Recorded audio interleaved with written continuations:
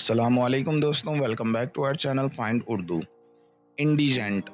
Indigent का मतलब है गरीब या मोहताज, यानी वो शख्स जो बहुत ज़्यादा पैसे या ज़रूरी असबाब से महरूम हो। इस लफ्ज़ का इस्तेमाल अक्सर उन लोगों के लिए होता है जो नहायत तंग दस्ती का शिकार होते हैं, जिन्हें अपनी ज़रूरी हाजातें भी पूरी करने में मुश्किल होती है।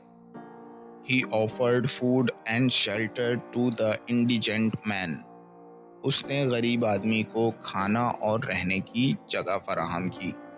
तो दोस्तों, ये था इंडिजेंट लफ्ज़ का मतलब। उम्मीद है अब आपको समझ में आ गया होगा। मिलते हैं नेक्स्ट वीडियो में। शुक्रिया।